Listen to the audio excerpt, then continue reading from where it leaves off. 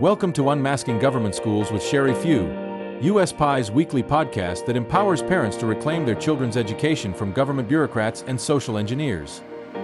In each episode, Sheri delivers the latest news from the front lines of the fight for the minds of the next generation, equipping you with the tools and resources needed to join the cause. Hi everyone, welcome to Unmasking Government Schools with Sheri. I'm your host, Sheri, and I have another great show for you. Joining me today is Vernadette Broyles, President, General Counsel, and founder of Child and Parental Rights Campaign, which has some excellent resources for parents and church leaders concerned about not only parental rights, but things like transgender ideology and other very concerning issues we talk about on this podcast. But before I bring Vernadette on, please do me a favor, give us a 5-star rating, subscribe to the show, and most importantly, share this episode with a friend. And don't forget to visit USPIE.org to learn more and join the movement.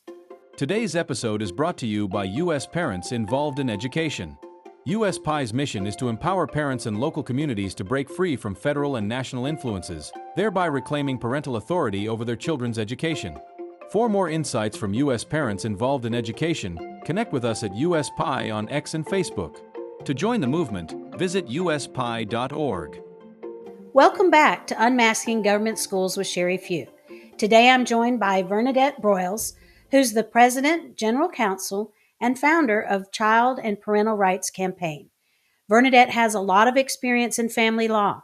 She's been a Guardian Ad Litem advocating for kids in court, and she's passionate about protecting student privacy, parental rights, and Title IX in public schools. She brings a sharp understanding of the legislative process, along with a solid background in science and research. Vernadette graduated with honors from Yale with a biology degree and went on to earn her law degree from Harvard Law School. She worked as a commercial litigator and served as a state prosecutor in Fulton County, Georgia. Before law school, she even spent time in neuro-pharmaceutical research. Thank you for being on the podcast. It's great to have you. It's always good to be with you, Sheri. Thank you for having me. Oh, absolutely. I'm excited about this interview. I'm really looking forward to us catching up. It's been 2 years since we interviewed you for our film, Truth and Lies in American Education, and I know a lot has transpired since then. So to start off, why don't you tell us how you started the Child and Parental Rights Campaign and what motivated you to take on this task, this calling? Absolutely. So, Sheri, I was defending children in court. I was appointed as a Guardian Ad Litem to defend their best interest in court, and I was a family law litigator at the time. This is going back 8 years, 2017, 16 actually.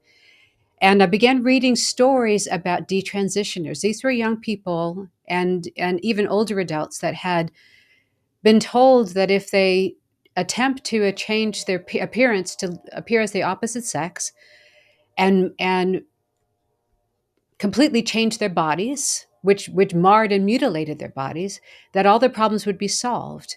And that is, of course, with the transgender deception. But then they found that, as it turns out, none of the problems were solved and their bodies were ruined. Their lives were turned upside down. And they asked the question, each of these people asked the question, why didn't the adults in our world stop us? That question arrested me. It haunted me. And from the research background that I had in biology and neurobiology, I almost instantly began to recognize this is child abuse. And upon doing a good bit of research, I was shocked to find that there was not a single clinical trial, no appropriate clinical research that had been done to support these mistreatments of our children in their bodies.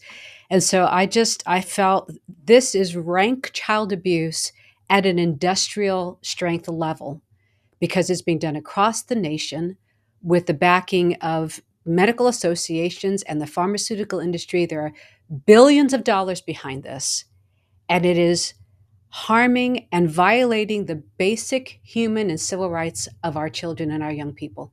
And I just felt a call that this is what I needed to turn my education, my attention to, and I shut my private practice down and opened the Child and Parental Rights Campaign. Wow. Now, you're doing such important work here, and we're grateful for you answering the call.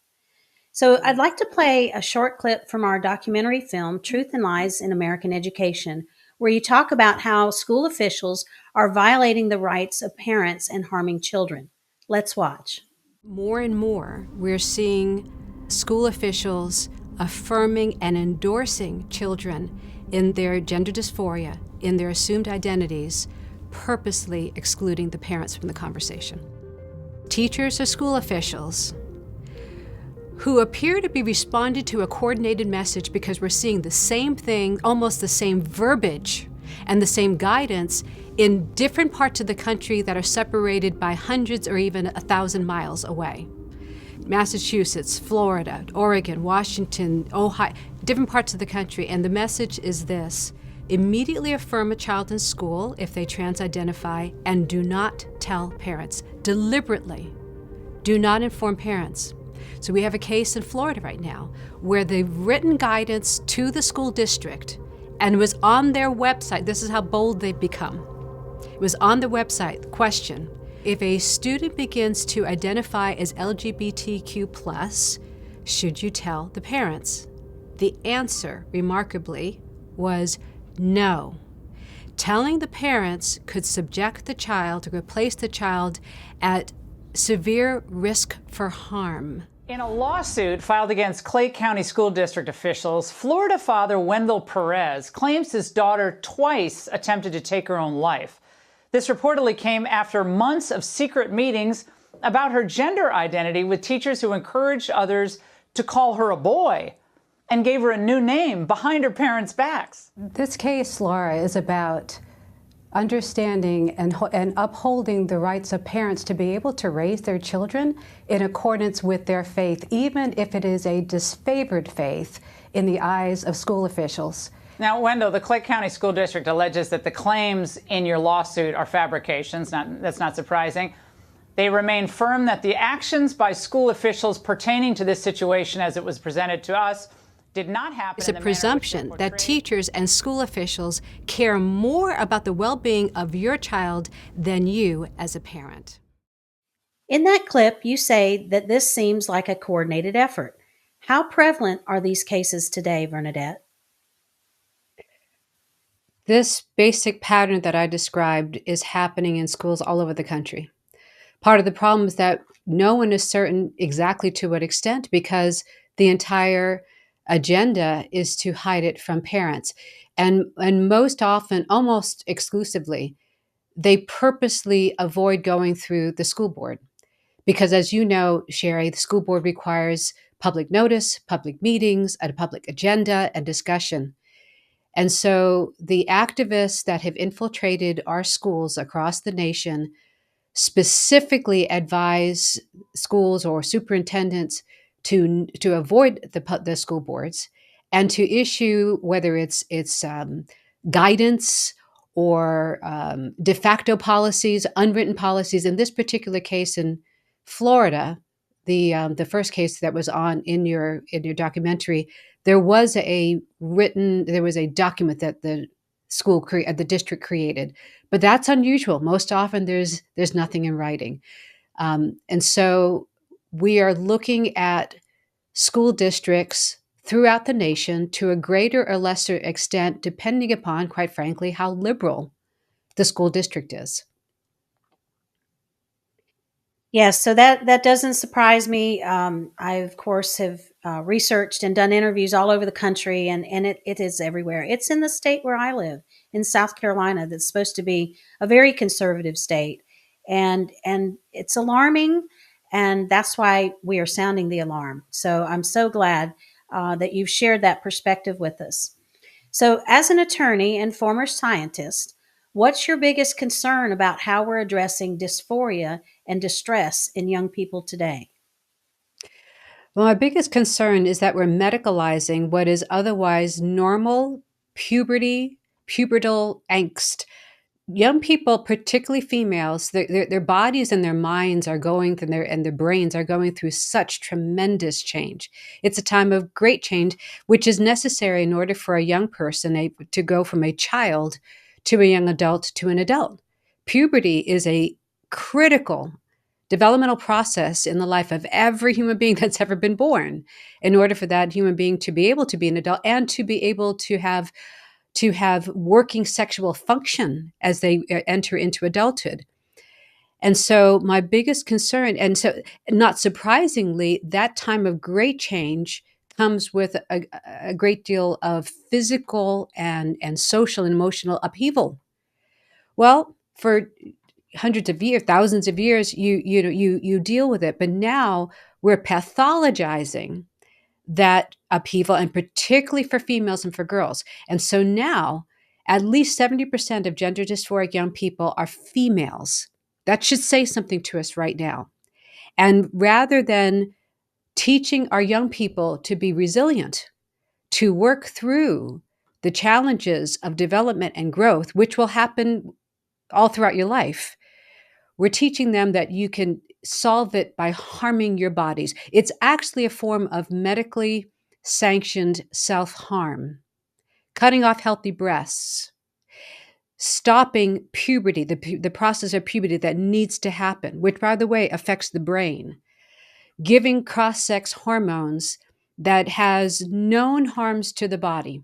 I could go through, there's a list of them, and I've talked to many detransitioners that describe all kinds of bizarre things that happen to their bodies, and oftentimes a great deal of pain, as well as psychiatric and psychological dysfunction that they begin to experience.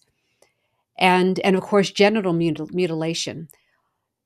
This is beyond concerning. In my view, it is child abuse, and I'm very grateful that we now have a president that has recognized that and has issued an executive order saying the federal government will no longer fund these abusive, non-scientific treatments.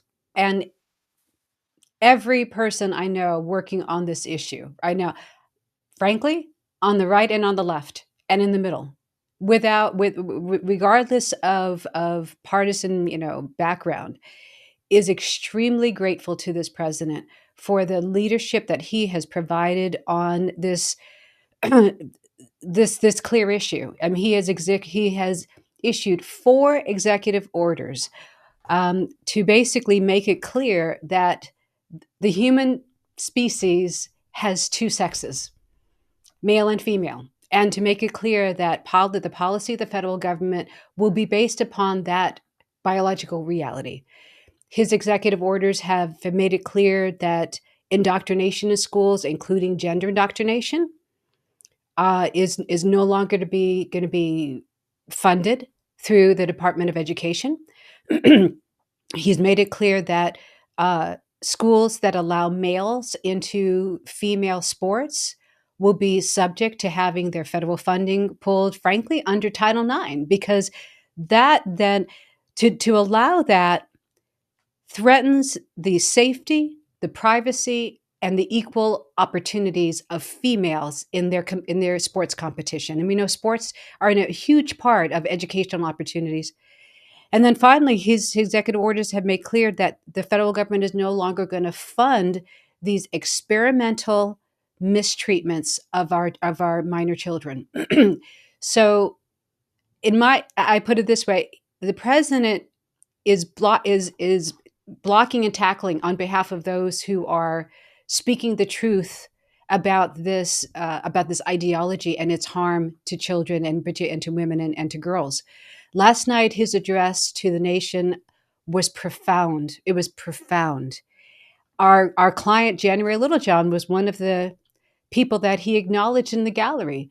We had filed a lawsuit on her behalf because a school in Florida, Red Florida, had secretly transitioned her daughter, or their daughter, and had a policy that said parents are not to be told, specifically, actually in black and white, parents are not to be told if their child begins to identify as somewhere on the LGBTQ spectrum, because the presumption is that parents would be dangerous to their own children.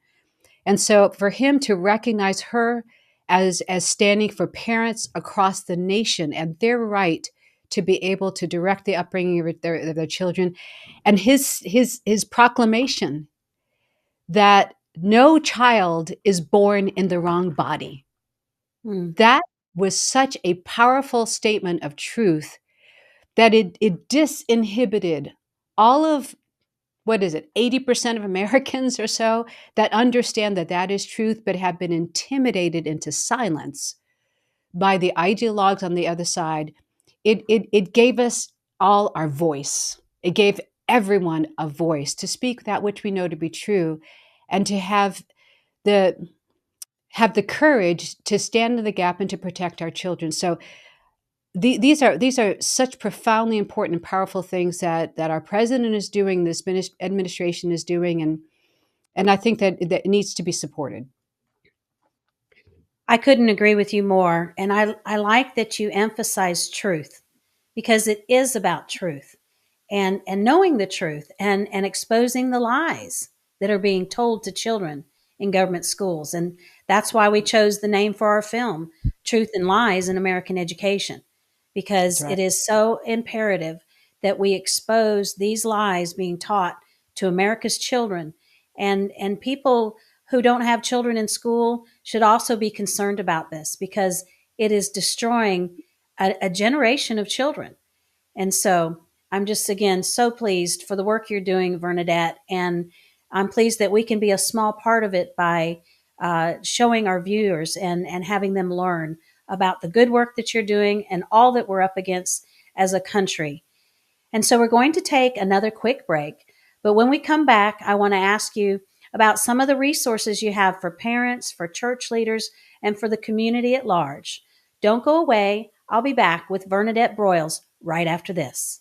The most important duty of parents is to defend and protect their children. Children deserve a wholesome upbringing under the care of family and friends who love them. They deserve an opportunity to think freely, to learn absolute truths, to appreciate beauty and goodness. But the government schools are pitting children against their parents and undermining their family's religion, morality, and values. Children at very young ages are being systematically brainwashed and are being taught critical Marxist theories that seek to divide and conquer America from within. We believe that children deserve better than government schools, which are not teaching them to read, write, and do math, but are indoctrinating them with woke ideology, breeding an army of mindless activists. Get your children out of public schools like the building is on fire, because it is. Tune in next week for more insights from U.S. parents involved in education, and connect with us at USPIE on X and Facebook. To join the movement, visit uspie.org.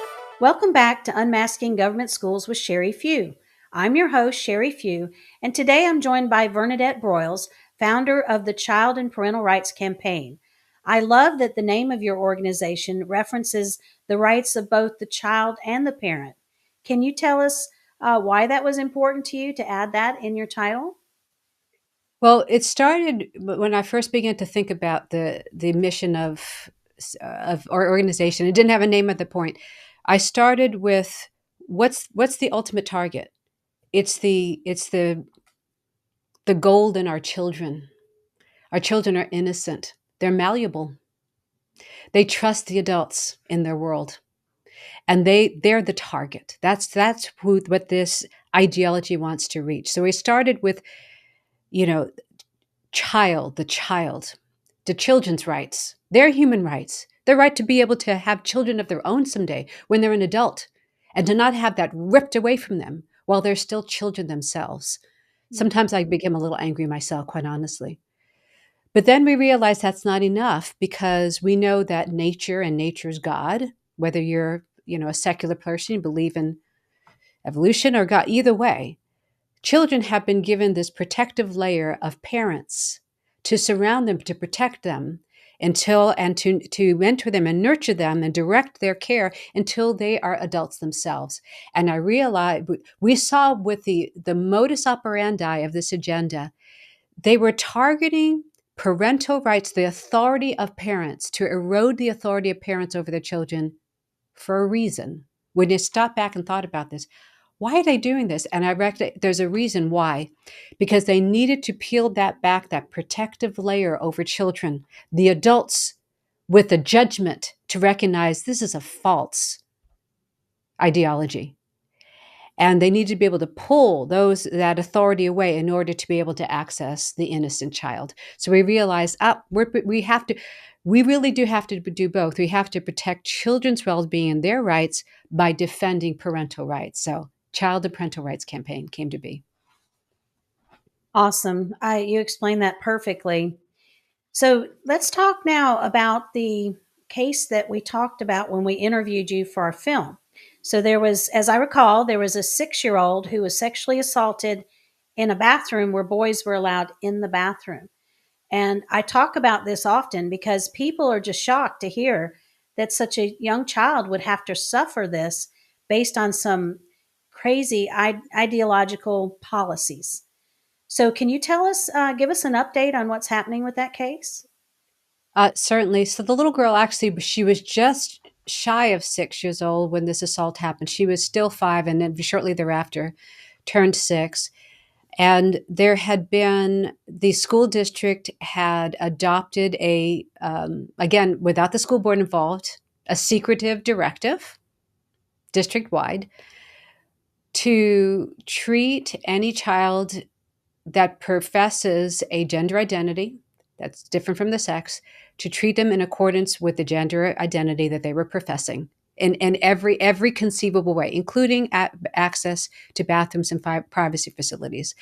And Sheri, as you know, they did this as a result of the federal government under the Obama administration issuing lawless guidance, a colleague letter to the schools across the country. And this is how this thing exploded across the country. For your audience, the reason we're dealing with this is because the federal government in 2015 and 16 issued colleague letters basically threatening schools and telling schools that if you do not immediately endorse and affirm a child's professed gender identity, the federal government, that's potentially a violation of Title IX, and the federal government may come after your funding. And that's how this exploded across the country. So so when the school adopted this policy, a little boy was allowed to be there in the bathroom with her, and he did sexually assault her while they were there alone. The update to that is that we had filed a federal lawsuit in the Northern District of Georgia. That lawsuit is now on appeal to the 11th Circuit Court of Appeals. And interestingly enough, we have an oral argument in that case later on this month, in just a few weeks. We'll be arguing that before the 11th Circuit Court of Appeals and then awaiting their decision. It has the potential to set precedent that would make it clear that which is intuitively obvious. When you blur the lines between the sexes, and you fail to recognize the biological differences between sexes in places where sex matter, like women's spaces, privacy spaces, sports, well, in that situation, girls and women are harmed. They are put at risk. Their privacy and safety is put at risk. And this case, unfortunately, demonstrates that potential harm like few others do. And we now are representing, by the way, we just was retained by the assistant coach for San Jose State University women's volleyball team that had allowed a male onto their team. And we'll be filing a lawsuit where she had submitted a Title IX complaint because of the concerns that the female athletes had. They were being injured in practice by the male. He was stronger, taller, bigger, and his ability to spike, them in the face was causing damage. And then these young women had to deal with the humiliation of having to undress in the locker room with this male having the right to be there. And so she expressed their concerns, and as a result was suspended and then let go as a coach for the women's volleyball team.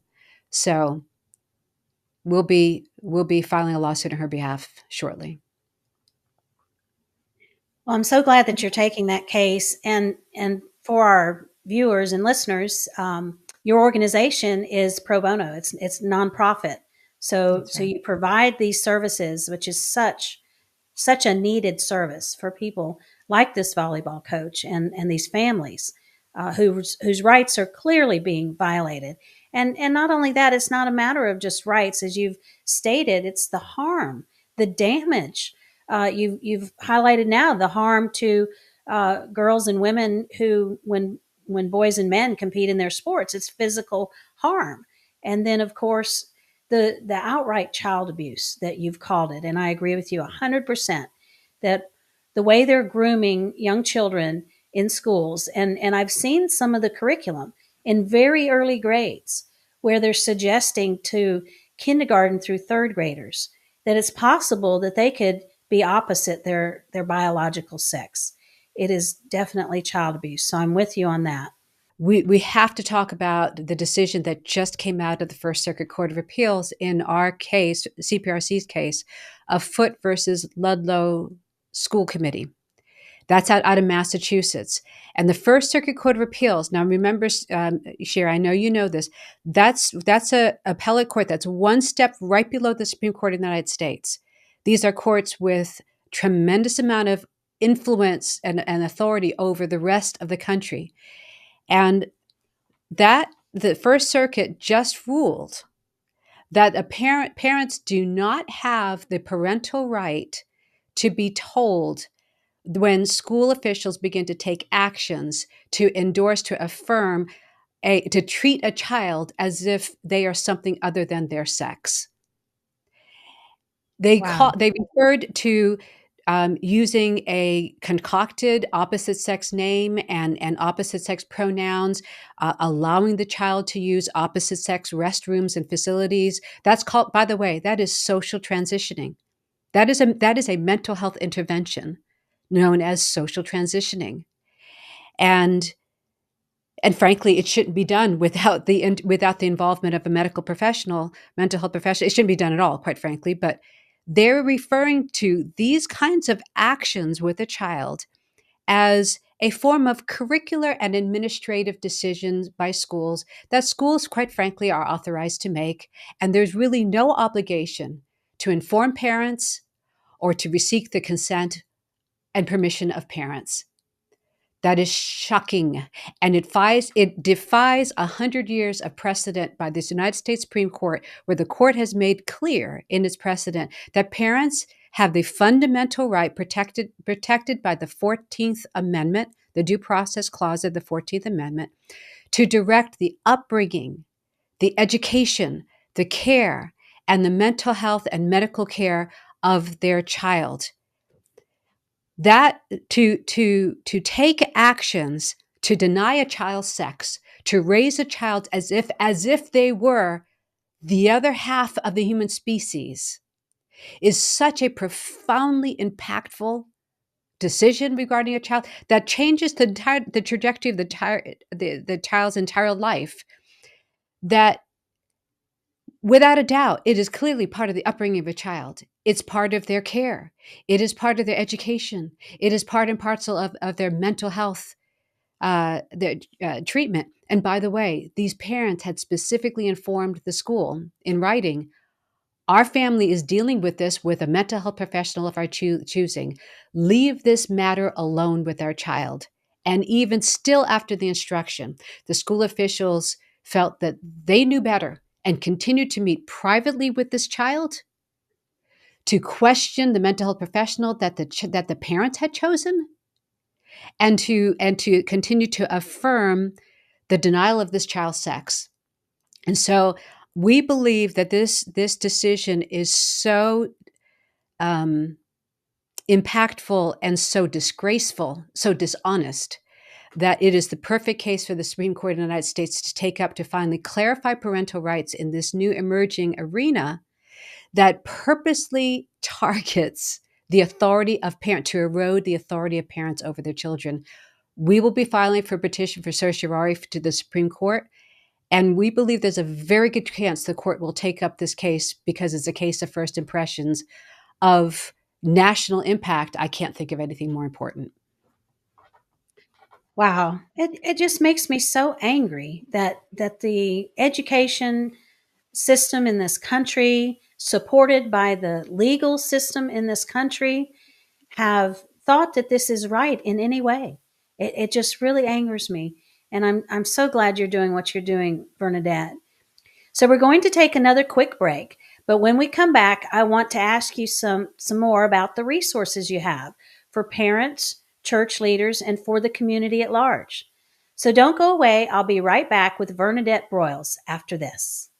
It was once assumed that parents raise their children, but not according to President Joe Biden. In 2021, the Biden administration condemned parents' activism at school meetings as akin to terrorism and hate crimes. Parents voicing concerns about masks, explicit books, or boys using girls' locker rooms faced censorship, banning, and even arrest. Children starting as young as pre-K are increasingly taught they can identify with a gender opposite their biological sex, and the youth transgender illusion has reached epidemic levels, with states even taking children away from parents who stand for truth. U.S. Parents Involved in Education urges all parents to take decisive action. You can no longer sit on the sidelines wishing that government schools were like they used to be. Tune in next week for more insights from U.S. Parents Involved in Education, and connect with us at USPIE on X and Facebook. To join the movement, visit uspie.org.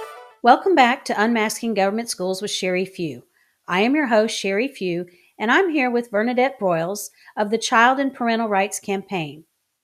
What are some of the resources you offer families, churches, and the larger community? I'm especially interested in a resource that I understand you have for churches. Oh, absolutely. I'm really excited about this resource. We had first created a guide for schools on this issue some years ago. And a couple years ago, I began to realize, there is one institution right now that is a critical voice, and it has been a critical voice throughout our nation's history for truth, for morality, but in particular for truth and for good governance, and that is the church. The church was the critical voice that helped the Civil Rights Act to be passed, and in the 1960s. And so, and we can, there are many examples.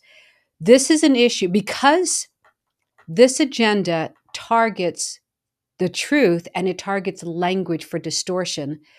Our language directly affects our beliefs and our belief system.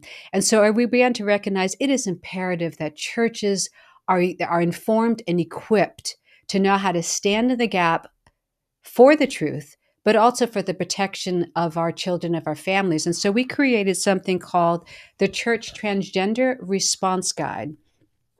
And here it is. It is I'm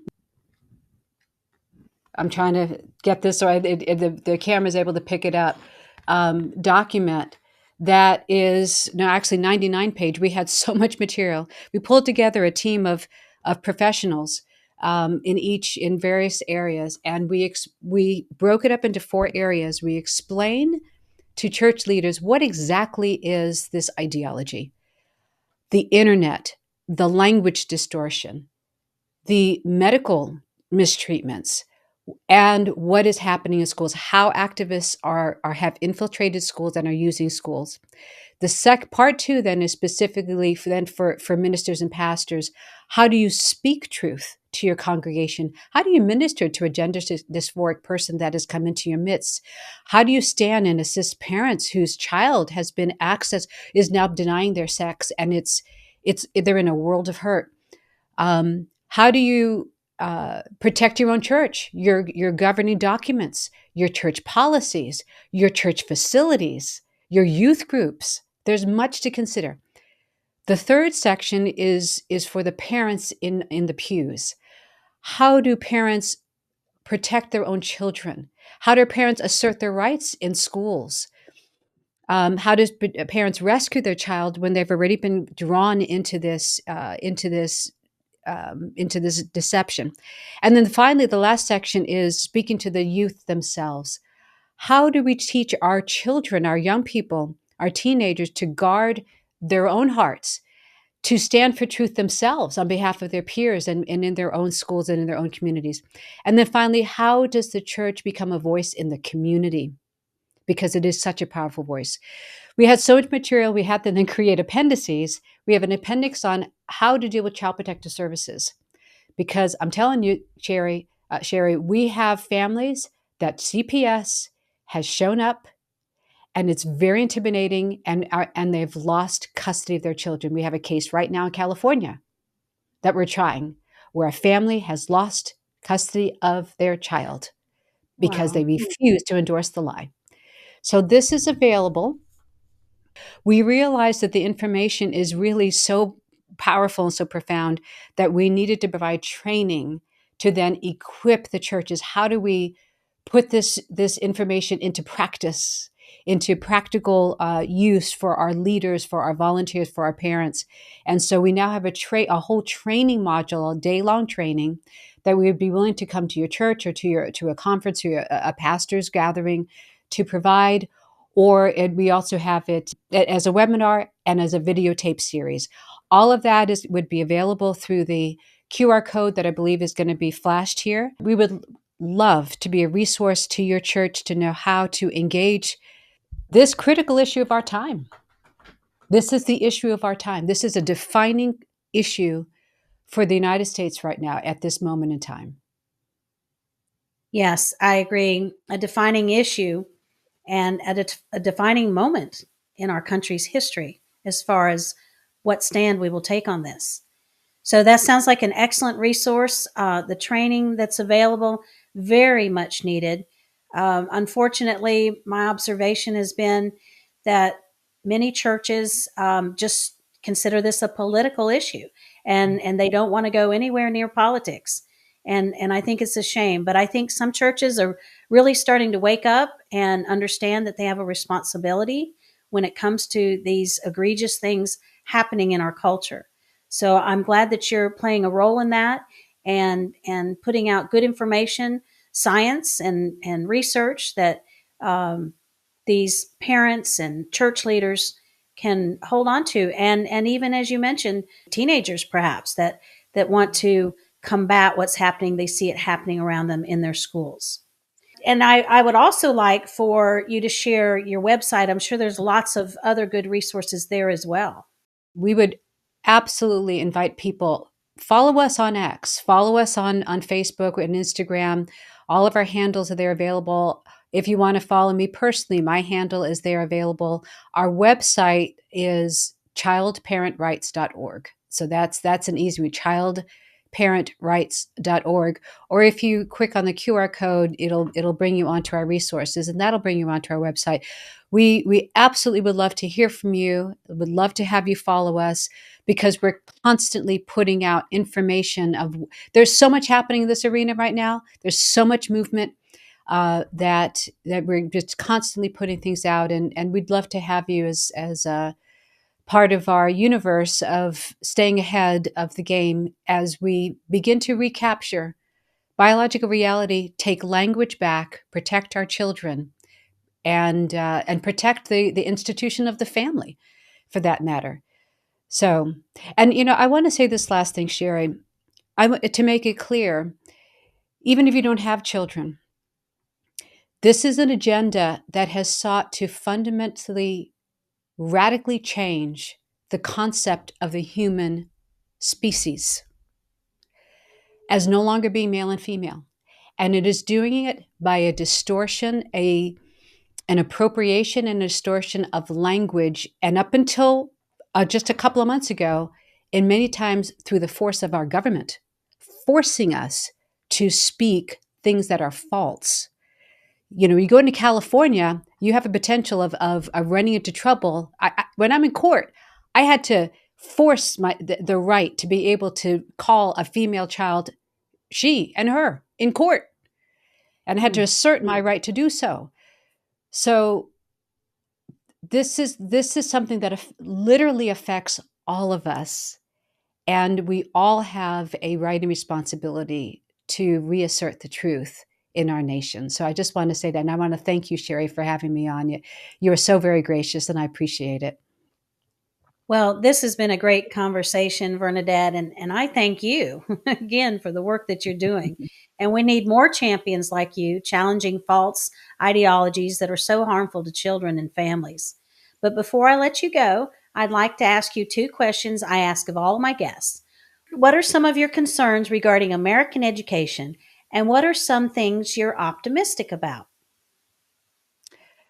My biggest concerns about American education is the infiltration of ideology into our schools, whether it's DEI or gender ideology or frankly, other almost pseudo-religious ideologies that are coming up into our schools. The way that school officials are capturing the youthful enthusiasm of children to turn them into social warriors, that is not the purpose of our education, of our schools.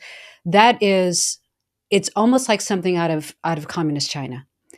That is probably my biggest concern, and then it leads into my secondary concern, which means that therefore we're not actually doing effectively what schools are supposed to be doing, which is educating our kids on the fundamentals. Our reading scores, our math scores are continuously declining ever since the creation of the Department of Education. Our knowledge of history, I'm shocked. I am literally shocked at what teenagers that I talk to do not know about our basic history, American history, and et cetera. And so all of that is bound together. And if that's not concerning enough, is also the wholesale, systematic, deliberate violation of parental authority. That cannot continue. It will literally cause the implosion of our public school education if it does. But I am optimistic as well. And here's the reason my optimism. Number one, we have a president and administration that gets it, that is concerned about these things as well. And, Secretary Linda McMahon, I think that she is going to be just a transformational Secretary of Education. And so I think that's cause for optimism. I think the fact that we have, at this point, hundreds of thousands of parents that now have risen up. Parents have woken up to what's happening, and they're reasserting their identity, which is the ultimate authority in their children's lives. That's cause for incredible optimism because we're the sleeping giant. And there's a power on earth that is greater than the billions from the billionaires, Soros, and other people that are in the shadows funding all of this. And that is the love of our parents. Love is, without question, the most powerful force on the planet. And it is that love that parents have for our children that I'm convinced is going to reverse this downward slide. And I believe it's going to restore virtue and the appropriate place of education. And it is in this that I have my greatest optimism, Sheri. I couldn't have said it better myself, Vernadette. I am optimistic along with you that people are speaking up and standing up to the corruption, to the child abuse. And again, just I'm so thankful for the work you're doing. And I'm reminded that when people visit your website, that you are a nonprofit organization and you provide your services pro bono. So I encourage my viewers to also donate to your organization. Very worthy cause. So thanks again, Vernadette, for being on the podcast. Keep up the good work, and I'd love to have you back in a few months to hear more about what's happening with the cases you mentioned today. You're so welcome, Sheri. I'd be delighted to come back. Thank you. Thank you for listening and supporting our work. Join me again next week for another episode of Unmasking Government Schools with Sheri Perdue. U.S. Parents Involved in Education is a nonprofit coalition dedicated to restoring local control of education and parental authority. By empowering parents to reclaim responsibility for their children's learning and encouraging states to move away from federal influence, USPIE seeks to create a culture where parents are the primary decision makers in education and schools support families without the burden of federal mandates. If you want to start a state or regional USPIE chapter in your area, please visit uspie.org and complete the brief questionnaire in the chapters section.